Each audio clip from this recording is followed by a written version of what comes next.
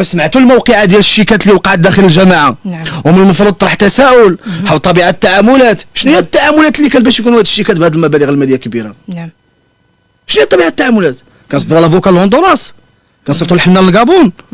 سيد الرئيس، اولا انا ما خصنيش نجاوب على هذه القضيه لان غير معني بها، هذا جانب. ولكن من خلال تتبع ديالي للعمليه، اولا من العيب والعار باش انه واحد في الجماعه وعرف من النزاهه والديونه ديال الاخوه والاخوات اعضاء وعضوات المجلس الجماعي باش انه يصدق مثل هذه الامورات اللي تدير.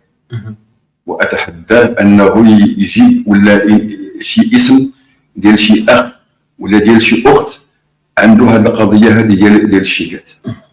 راه الناس ما تحركوش قضائيا.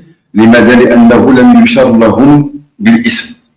فلو انه لو كنت جبت شي واحد ولا شي وحده فسيكون يعني الفيصل هو القضاء.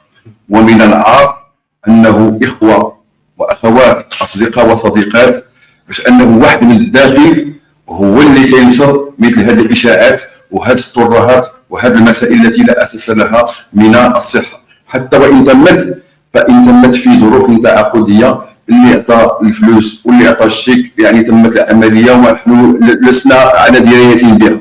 اما باللي انه راه كان شي واحد اللي كيتحاكم ولا شي واحد اللي كيتحاسب ولا شي واحد تقدم الشيك ديالو سميتو، اتحداه يجيب لي واحد الاسم من هاد الاخوه والاخوات اللي المفروض يقررهم ويكون في جدهم، ماشي انه يكون الان تينشر الغسيل ديالهم وكيصدق. والا هذوك المعلومات اللي تنشرت الان واللي تزودت بها هذوك الوسائل ديال الاعلام وحنا كنطعنوا فيها ونكذبوها، راه عرفنا المصدر الان فين مشات.